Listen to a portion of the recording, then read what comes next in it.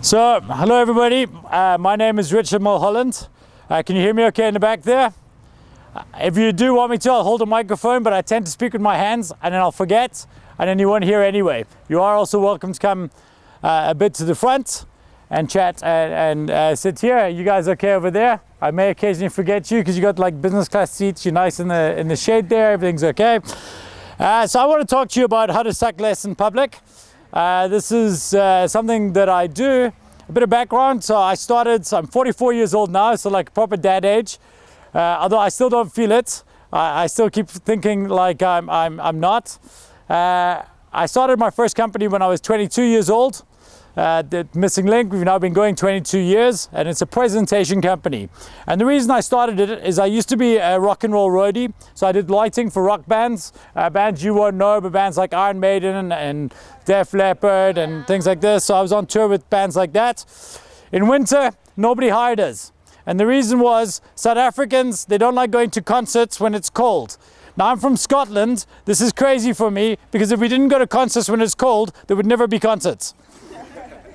So I went to my boss, I said, dude, we could start a corporate division because people did conferences all year round. And I would go and I would say to them, I'm going to turn you. So I was lucky enough, I designed the moving lights for an Iron Maiden World Tour when I was 21.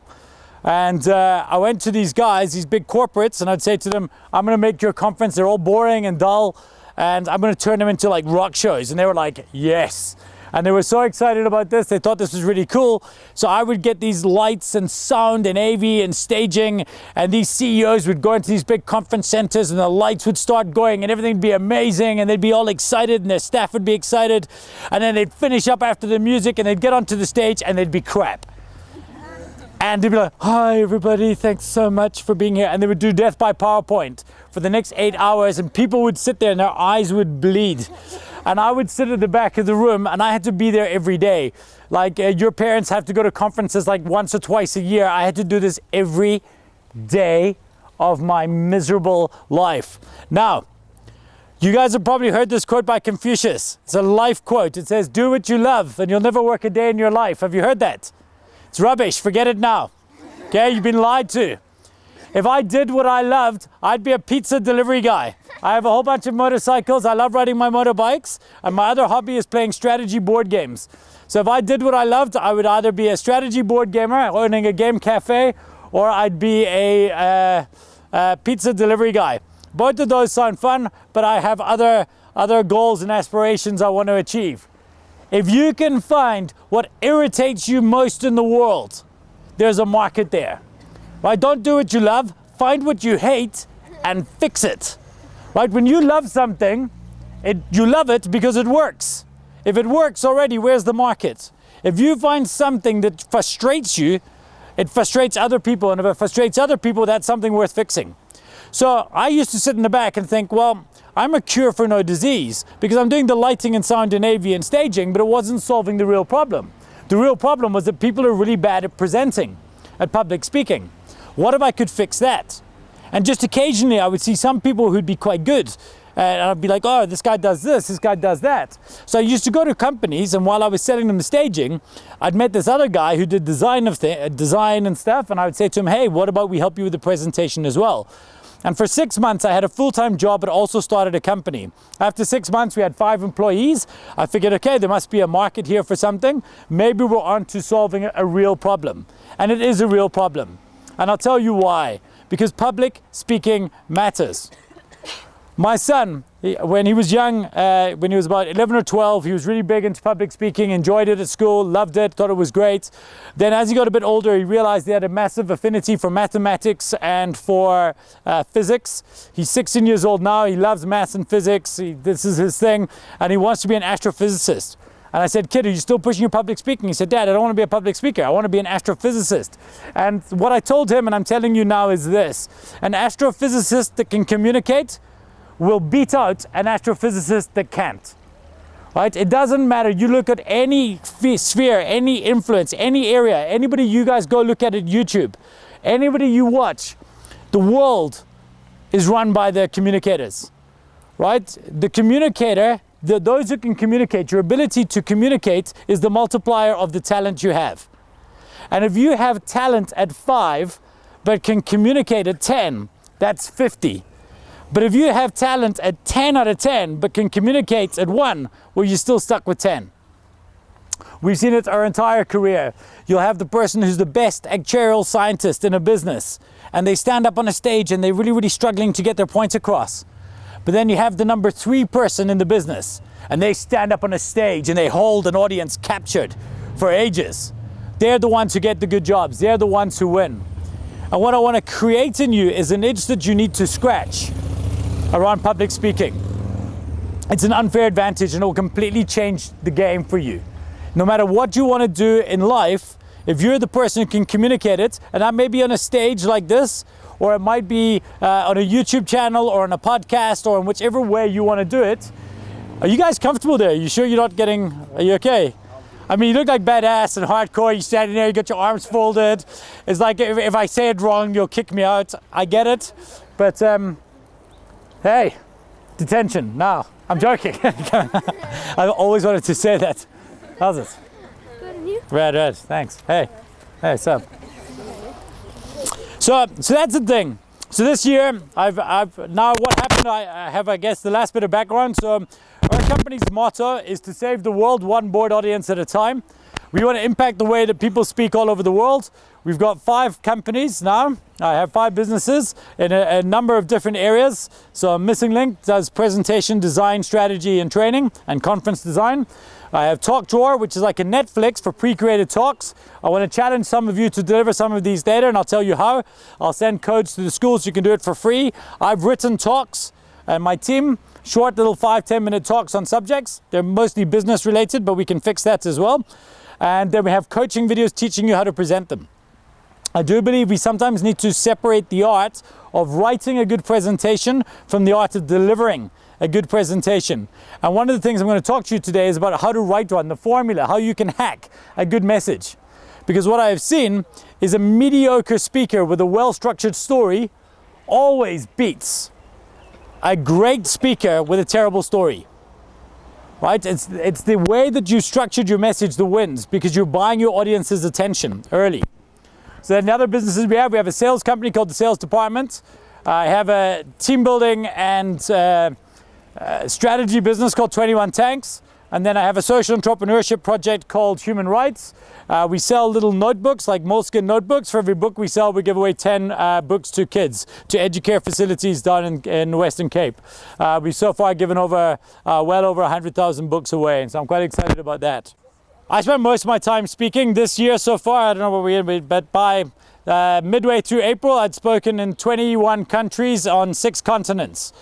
And it's a cool way to see the world. It's great. And look at me, I'm a tattooed idiot. Like, who would hire this guy to speak? It shouldn't work. But being able to stand up and communicate is an unfair advantage. The other thing I want to say, and if I was speaking to maybe your parents or people who are working, I would use the term about leadership.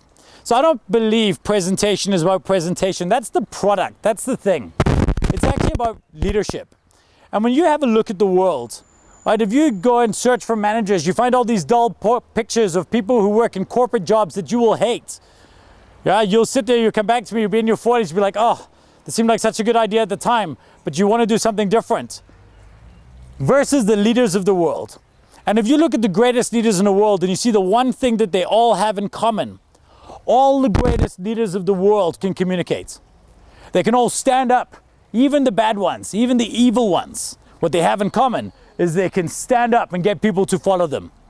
It is the unfair advantage that you will have over anybody else in the workplace.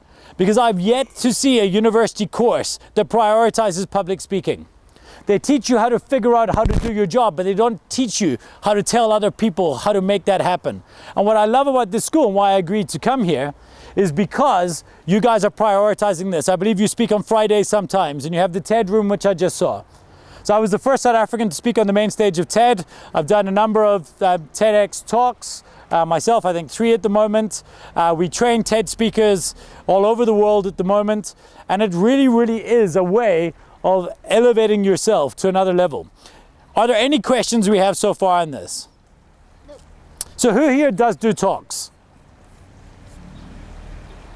Why? Why don't you speak more? Do you deliver talks at school? Do you deliver presentations? Orals? Yes? One. My man. Keep having your sandwich. You're winning. You're cool. Yep.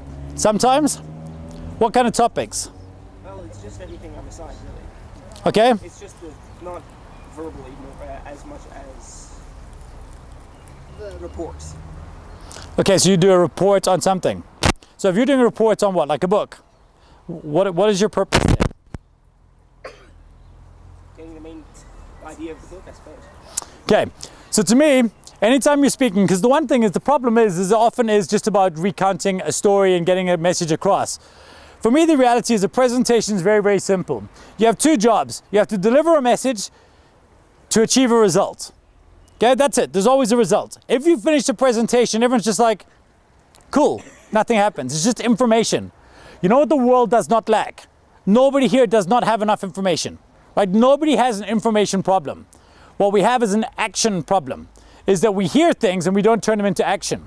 So your job in any presentation is to deliver a message to achieve a result.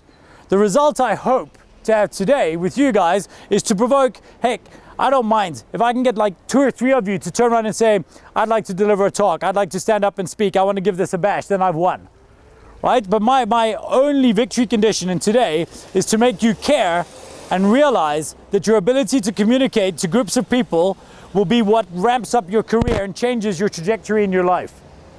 It's absolutely, absolutely what I believe to be true, no matter which field you're in. Because again, the astrophysicist that can communicate, I asked my son, who's your hero? He said, it's Neil deGrasse Tyson. It's this astrophysicist he sees online. I said, well, how do you know about him? He says, well, he gives these amazing lectures. Good, shut up, speak. Right? That's it. That's the difference. And you need to understand that if you just stand up, and the reason people are generally bored is because they don't understand why they should care. And I'm going to take you through a 4-step process for delivering a presentation today. And I've got some slides on it, and I may or may not get there. Maybe we do some Q&A. I'll take you through them. But I want to take you through a 4-step process. And what I'll do is afterwards, I'll share this with you and share it with your teachers so you're able to work on it maybe for the next oral you do or the presentation you do. But it's very, very simple. So I believe that any presentation, when you understand you're trying to deliver a message to achieve a result, is something you can codify for victory. You can just write it in such a way that it'll work. And I'm going to give you these four steps right now to take you through that. Step number 1, and something that we always forget, is you've got to give your audience a reason to care. Before you sell any ideas to anybody, you have to buy their attention. You guys all sat down here today and none of you could possibly have cared really about listening to some strange tattooed dude talk to you about public speaking. What I try to do in the first few minutes is to provoke you into thinking that, hey, maybe there's something to this. Maybe I should care about the opportunity of standing up and delivering a message.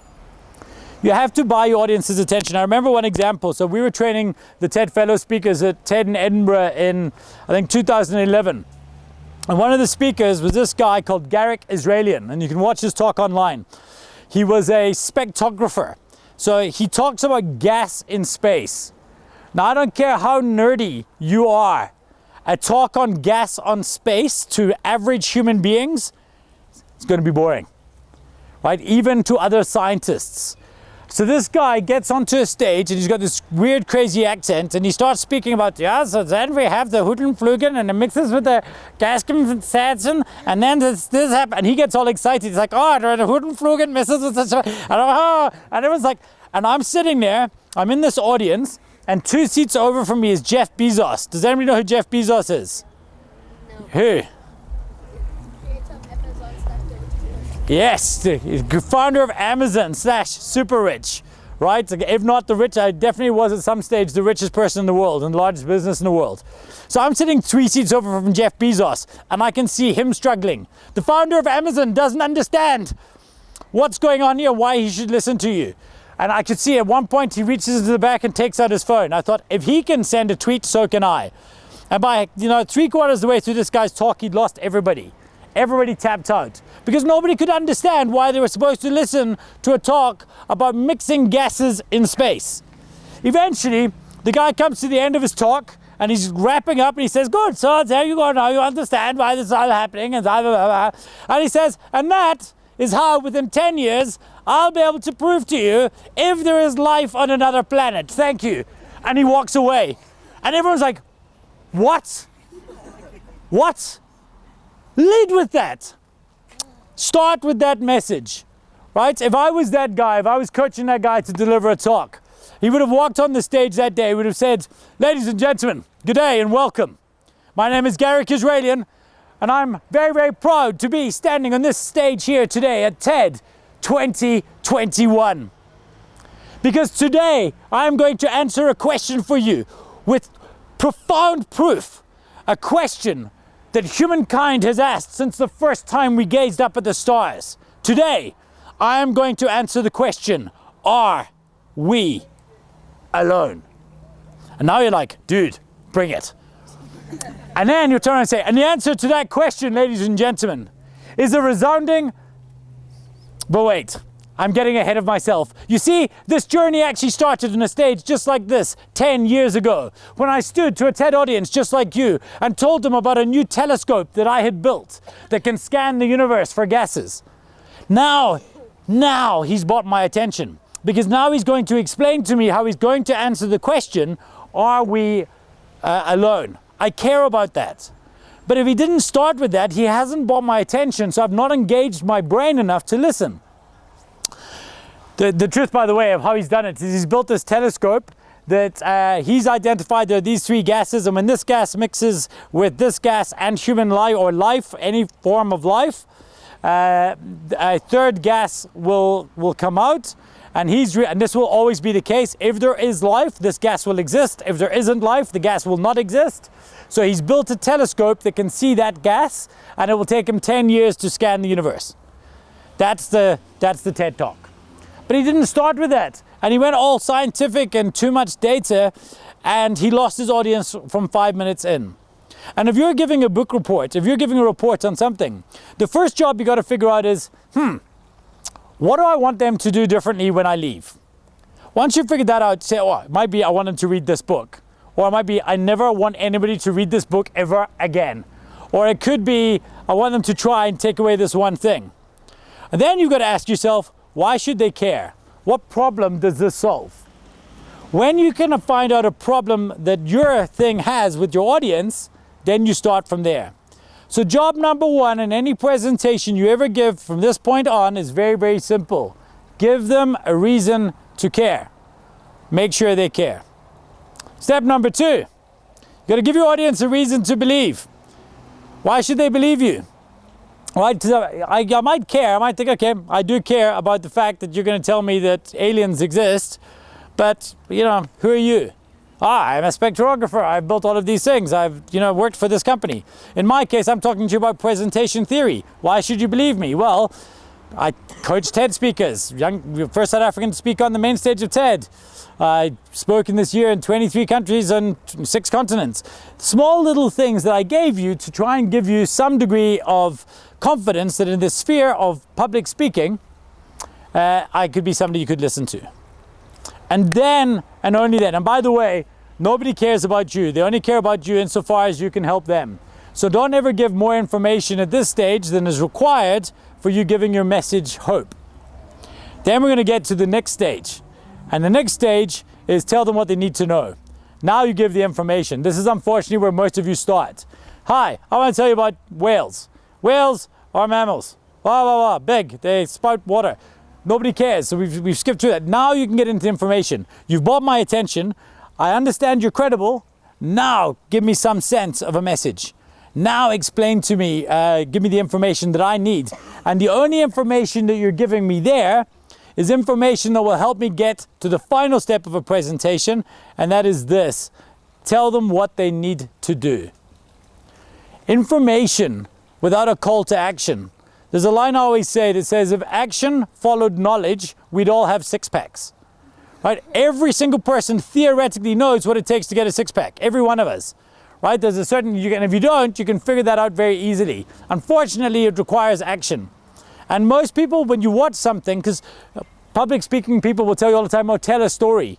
But it's not enough. if you read a story, you don't go and change because you heard it. If you watch a good movie, right, you don't watch a good film and then do something differently. It's got to be, we've got to be explicit about these things. We've got to say to you, right, so what do I want you to do because of this? And those are the 4 steps of a presentation. It's super easy. Give them a reason to care, buy their attention. Give them a reason to believe, get across your credibility. Tell them what they need to know, deliver information and share information, and tell them what they need to do, a call to action. That's a basic building block for any presentation.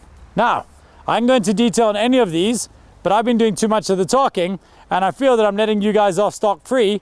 And you know, it's very, very rare that I get to get some degree of teacher's revenge for how I felt when I was a student. And this is my one chance to make you guys do some work. So I'm now putting this over to you, and I'd like to open up and see if we can have some questions around this. And it's going to be really awkward because I'm just going to stare at you until you start. But don't worry, we'll get in there eventually. We'll start with some questions and we'll get there.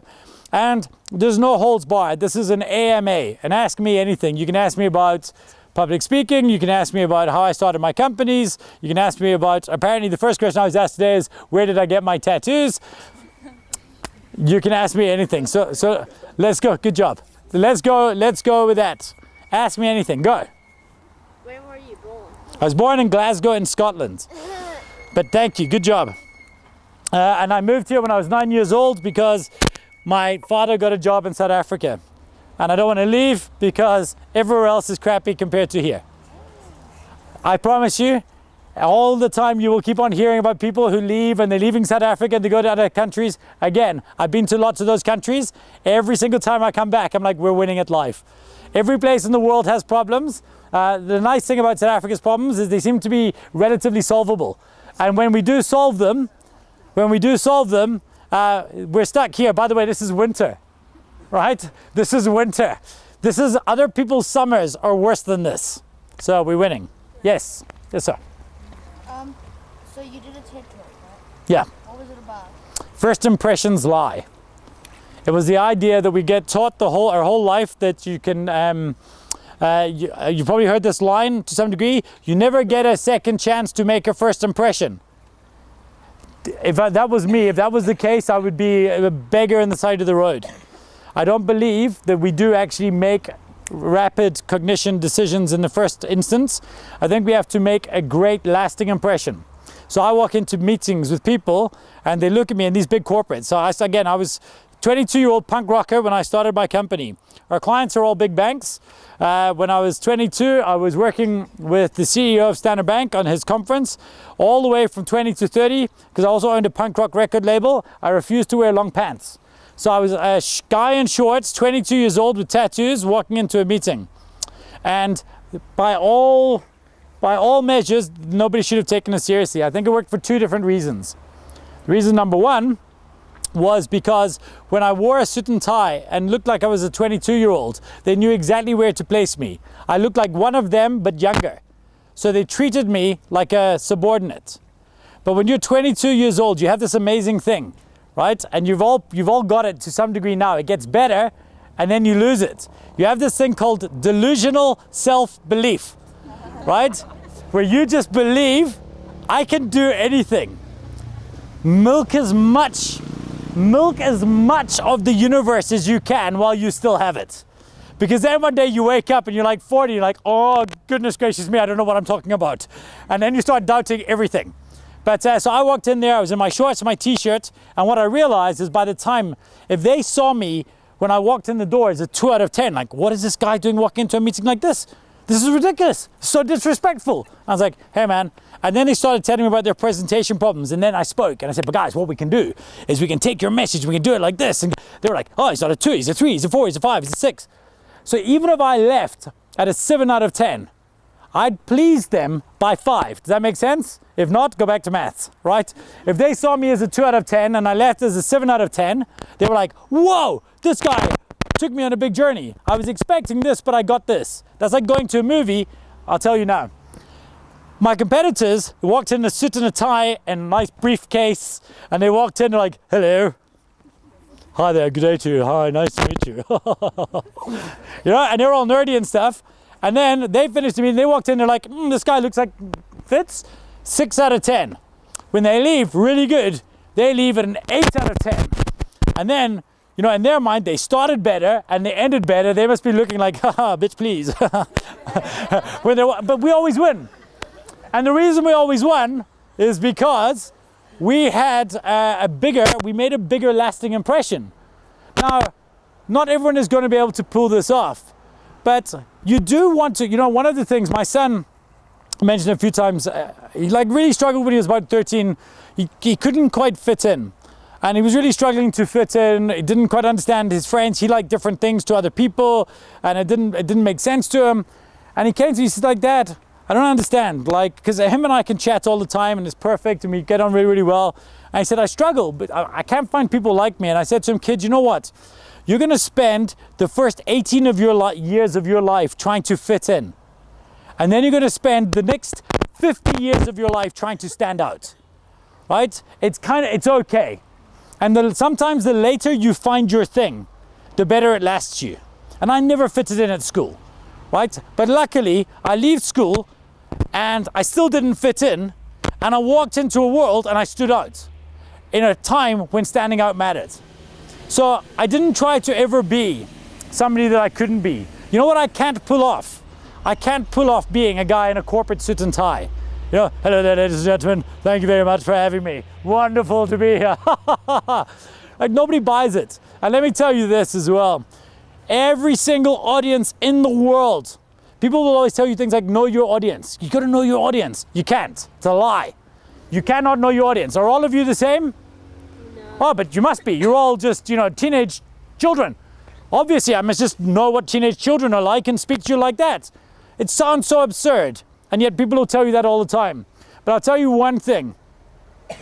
I want to swear. I'm not going to. Okay, again. But the one thing that you can know about audiences is every single audience in the world has a perfectly tuned bull detector. Okay? And they can see it. They have an authenticity detector second to none. And every single audience in the world knows if you're being true to yourself within minutes. And whether I realized years ago that some audiences are going to like me and some are going to hate me, and I don't care. Right? You know what I don't want to be? Average. I never want to be anyone's like, nah, whatever. Right? I want to be, and I talk to people about being the best or the favorite. And you think about it. If I asked you, what is the best music album of all time? Anybody got any best music artist of all time? Huh? By best of all time. Now we could argue with this, right? Because no, I'll tell you why. Because we could debate it based on sales. My personal opinion. Okay. So I can't argue with your personal opinion, but we can argue on best because we could say, well, like, but wait a minute, on critical review, on how many awards it won, on where it reached on the Billboard charts, we can debate this, but it's unmeaningful. Right? And people will always say to me, oh, it might be the Beatles, or it might be the Rolling Stones, or it might be Dire Straits, or it might be Michael Jackson. And then I said to them, but how often do you listen to those bands? And they're like, well, not so much, you know, at a wedding and things. I said, cool. It's like if I asked you what is the best restaurant in Johannesburg or in South Africa, they might say, oh, it's the Test Kitchen in Cape Town. What is it? Baron. The Baron. Right. And I'll come to where the Baron becomes true in a second. The best... Again, we can argue how many Michelin stars did that restaurant win? You know, how long is the queue? That Test Kitchen in Cape Town, you have to like book 2 years in advance. My sister went there with my brother-in-law and 2 of their friends. Their dinner was 10,000 Rand. She said it was a once-in-a-lifetime experience. She didn't mind, except on the way home they were hungry and had to get McDonald's. That is a problem. But now if I say to you about favorites, if I said to you, what's your favorite, who's your favorite music artist? Dre. Right, my favorite music artist is a punk rock band called Rise Against. We can't argue. There's no argument to be had. No, he's not. Yes, he is. Like, how do you argue with somebody on their favorite something? It's meaningless. We can argue about best, because that's, you know, show me the data. If I said to you, what is your favorite restaurant? The Baron. Can't argue. I might not like the Baron. My favorite restaurant I'm actually going tonight is a curry house in Four Ways called Gazelle. Have any of you been there? It's the business, okay? All of you are wrong and I am right, okay? Yes. And it's, and I realize for me as a public speaker is I don't want to be the best speaker, but I want to be somebody's favorite speaker, Right? I want to be somebody's favorite presentation they ever attended. And I realized in order to be somebody's favorite something, I need to be willing to be somebody's best something else. And that's where I went with. And my entire talk was about that. It was about it's okay to not make a perfect first impression. Because sometimes when we do that, we try and guess what we think they want to see. And then we show up as somebody who isn't us. And you're all pretty crappy at being not you. But I do know one thing categorically true. The one thing that I will challenge you to the death, we can have a death match right here. Yes. Is that I am absolutely 100% the best version of me on the planet. Right? There's no more argument. There's no argument there. Nobody is better at being me than me. And that is the same for every single one of you. The moment you can become comfortable with that fact and be willing to be and able to stand up in front of a group of people and not try to be anybody else, but just be you, loud, you win. That's all I am. I am me at volume. And the reason you know that is if you read one of my books, it will sound like I'm speaking to you now. And if we ever have a coffee, it will sound like we're speaking now, because I don't change, and neither should you. Very long answer to a very short question, but thank you, my friend. Next. Yes. Would I consider myself rich? What's my net worth? So, it depends on who you ask. So I used to think that I was pretty wealthy. I now think that I read a book by a guy called Felix Dennis, and he said that I'm comfortably poor. So here's the reality. So I have no debt. I get to travel quite a bit, so I don't have any debt. I don't owe anybody money. Life is pretty good. My kids go to a good school. I get to do all of those things, and I pretty much get to buy, within reason, nice small little things that I want. However, if I stop working soon, I will run out of money. Right? So I've not built up enough wealth. So being rich is not interesting. Being wealthy is interesting. And wealthy is a byproduct of saving. The single way, people always say, oh, if you could change your life, go back and do anything differently, would you? And no, I'll do everything the same. And then you're an arse, right? If I could go back again, I would save, right? I would start saving 20% of my income from my first job when I was 14 years old, and I never would have stopped. If I'd done that by now, it wouldn't matter how many businesses I owned. I would have enough wealth invested because of compounding. Does everybody know what compounding is? No. The greatest, no.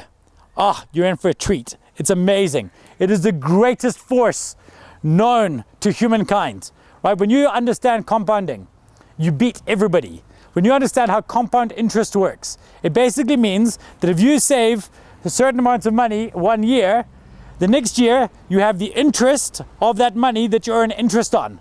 And then the next year, and the next year, and the next year. A friend of mine once, a guy who kind of first taught me this, he said, and he's a guy who I think is both rich and wealthy. He said, if you took a 20-year-old guy, goes out and gets a job and says, I'm going to invest 1,000 Rand a month, every single month for the rest of my life. Starts at 20, starts investing. Now he's a twin, gets to 30 years old, and on the 30th birthday, his twin brother sees how well he's done. And he says, I'm going to do this now as well. And the original guy says, cool, I'm going to stop. And he's just going to leave his money in the bank, just earning interest, but never going to spend 1 more cent on it. The other brother who started saving at that point and went to the rest of his life, saved for the rest of his life, will never catch him. Right? The mathematics don't work. You can never catch that person. That's how much of a head start saving early is. And it's definitely the biggest mistake I've made. So the answer to that question is no, I cannot be rich if I do not have wealth. I can only be cash flush. And it's uninteresting. I've now reached a point in my life where it's so overrated because you chase these horizons. I bought a Porsche when I was 30 and I felt great about myself until one day I drove up at the traffic lights on Malabong Way, and when you buy a Porsche, you pretend like, oh, I don't care. It's just me being me. It wasn't. It was just me being an idiot. And I was driving next to people and I'd look to see who saw me. Hey, what's up? And then one day I was driving up Malabong Way and I look out, hey, and there was a guy in a Ferrari and he looks at me, what's up? I was like, oh. Here's one thing I've realized in my life is that in the Olympic Games of being rich, right? If I fulfill my wildest financial dreams, I won't even make the 4-ways team, right? Somebody here is richer. I definitely won't make the South African team. There's no chance of me getting to the actual Olympics of being rich. But in the Olympics of understanding presentation theory, not me as a speaker, but in our area of expertise, hell, we'll captain, guaranteed, the South African team, no doubt. We're the 4th largest company that does what we do in the world, right? We will captain the South African team in that discipline, and I would guarantee, almost certainly, that we will get a podium position in the Olympics of this space. That matters to me. Money, there's always somebody richer. You got to figure out what your enough is, and you got to figure it out early, and then you got to work out how you can preserve that. And all I'm interested right now for the next part of my life is not making more money to buy more stuff. It's just how can I preserve the lifestyle I have where I no longer have to work, I just do work that I want to do. Right now, if you asked me to retire tomorrow, I couldn't. However, my goal is when I'm 52, so by the time my daughter finishes school, that I will never have to do any work again. One of the things I want to do is do a year of just living on donations. So everyone can just pay me what they feel like for what they want to do. And I can only do that if I know that my family's future is safe. So, no. What did you want to do before you decided on doing public speaking? So I don't identify as being a public speaker. It's something I do. I'm an entrepreneur, a business person. I never could get it around the fact that I wouldn't run my own business. So I always just knew that I wanted to run a company. Entrepreneurship for me was just an area and a field I wanted to get into. What I figured I would always be, and what it's probably capitalism's biggest mistake, is it doesn't give enough respect to this sphere, is I knew I would always be selling stuff. But I knew, because all of this is just sales, I knew I would always be a salesman of some kind. And capitalism's biggest mistake for me is that we vilify salespeople. For some reason, a lot of times sales isn't seen as the admirable career it is. But I can tell you in all of my companies, there are very few problems that couldn't be solved by better sales. So I always knew I wanted to be in sales to some degree. Before that, I wanted to be a professional stuntman. As you can see by the way that I'm limping and moving around, clearly that was not the right career choice for me. I have future careers that I want to be though, and those I'm quite excited about. So I want to write fiction.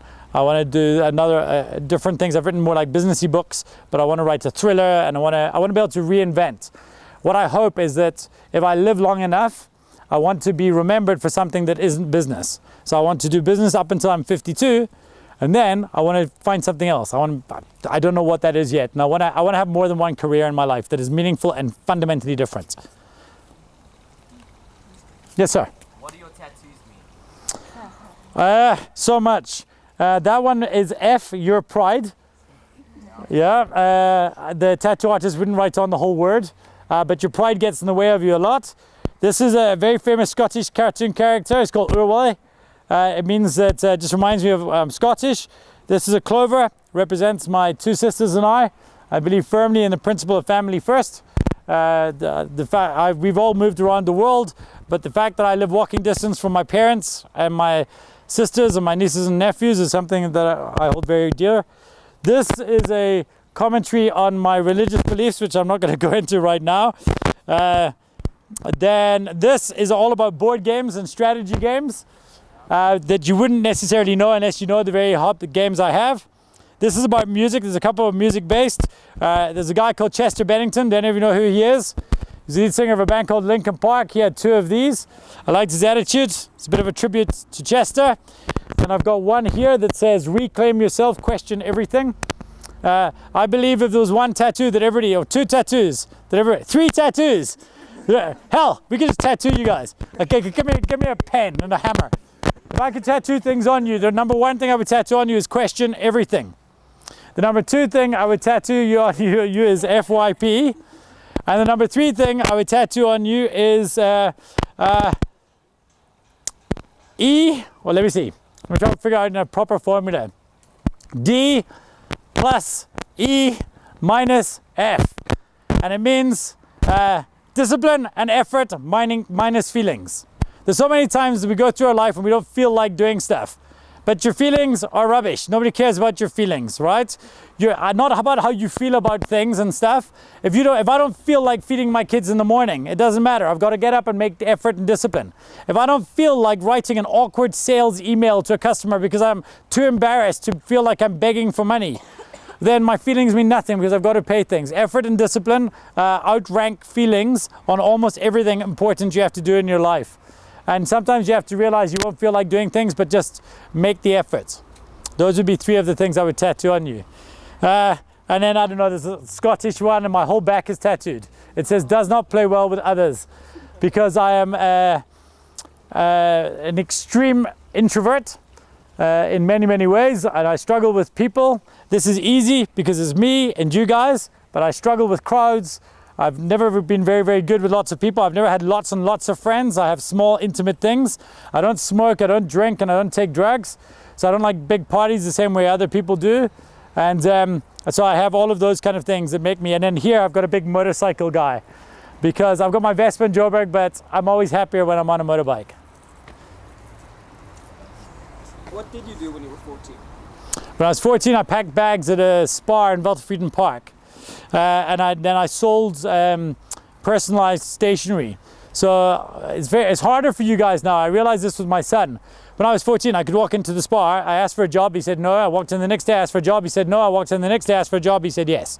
And my friends all told me I could do that. So I packed bags. And then I started selling personalized business cards. I sent away for a mail order catalog, and I would walk door to door. And I would say to people, hey, do you want to buy my stationery? But I said, so my son has a job. My daughter, she's 11. She doesn't. She's so lazy. You know, how am I ever going to retire? But I do believe that learning a work ethic early is important, and I don't believe it may be harder for you to get a job, and this is the best news ever.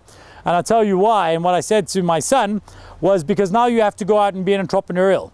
So the one idea they had was, have you ever seen those kind of videos on social media where they show you how to make like a dessert, and it's like the whole recipe is like 60-second videos like this.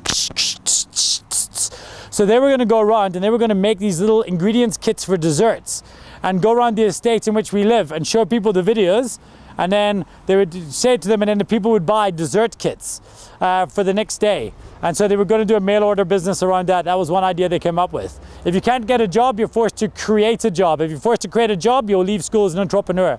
Every one of you should have something you're doing. Have a side hustle now. Start a business and it will lay you in good stead. Even if you go out and get a job, you'll understand the pain that your employers are in, and it'll give you better perspective. So if you can't get a job, make a job.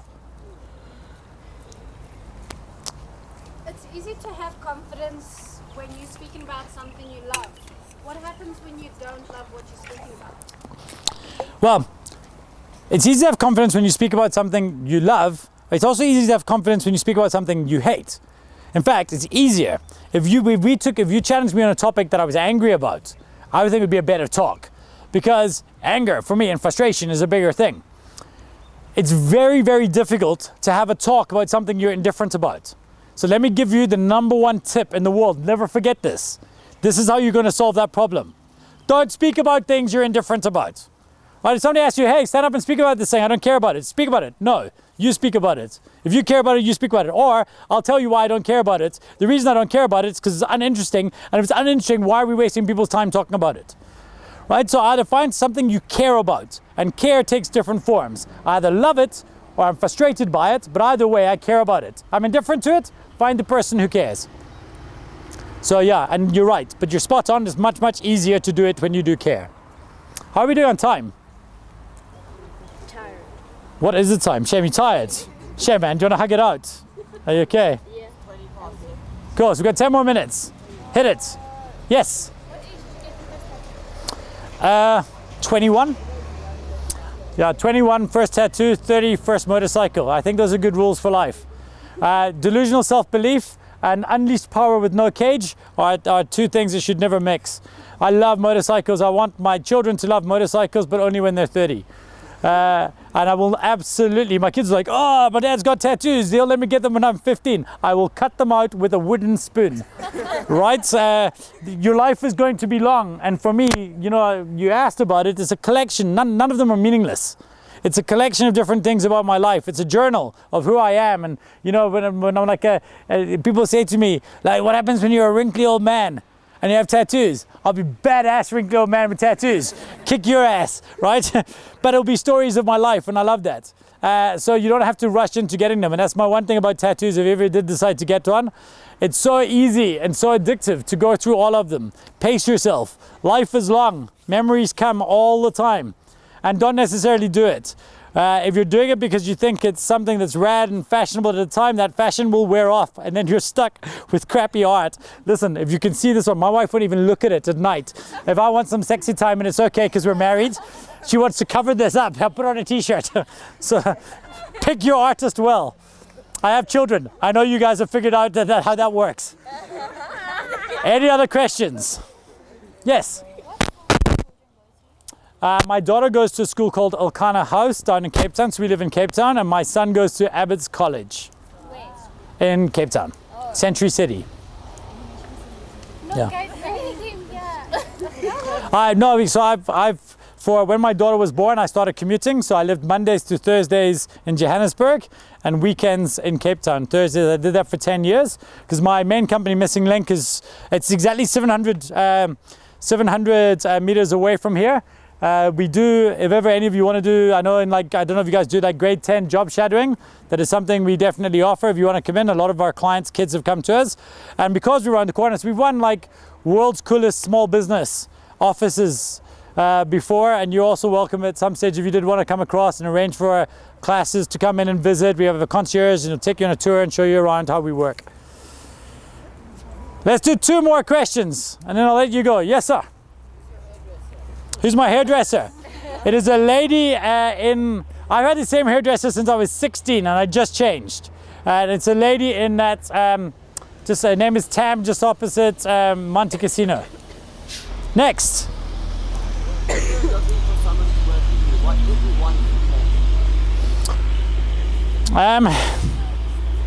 Okay, so the easy cliched answer to that question is I want people to have a great attitude. But it's actually different to that, right? Because you do have to hire, if you're hiring somebody ever in a business, you have to hire to some degree for, we often want people that can do a certain job or have an aptitude for it.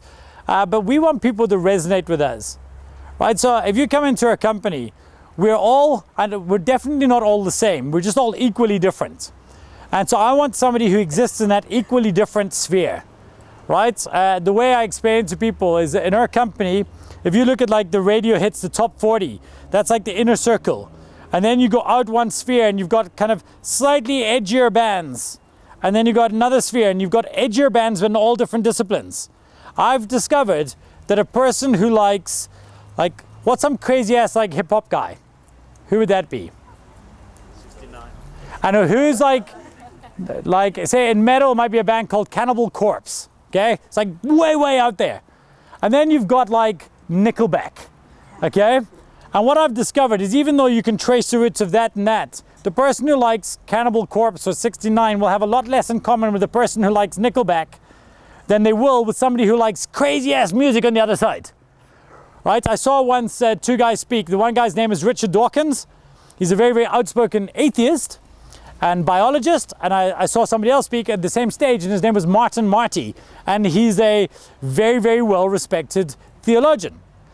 I thought, oh, this is going to be gnarly. They're going to go to war. They have such fundamental different beliefs. And they don't. They have mutual respect on absolutely everything because they're that learned on their field and only one thing different. At the end of it, I believe that there is a God and I believe that there isn't. And I always try to hire people that are on the same quantum as I am. So because I have to work with them every day and I have to enjoy being around them. So that's a very big deal for me.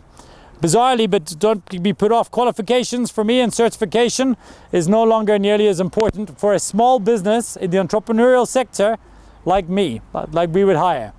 I believe that most things that I would like people to have a series of short courses, information, and I worry that we overinvest in tertiary education earlier in our career, which made sense for my dad when my dad did a job when he left school. He studied for it for 5 years and he did the job until he retired. Unfortunately, he couldn't do it. He'd have to have course after course after course. So I want people who come in, they must be able to prove to me that they're smart, and sometimes certification can do that. But for us, we want people with a great attitude and we want people with a willingness to learn for the rest of their life. I believe education's mindset should be whole life learning. I believe the certificate you get at university should expire every few years unless you renew it.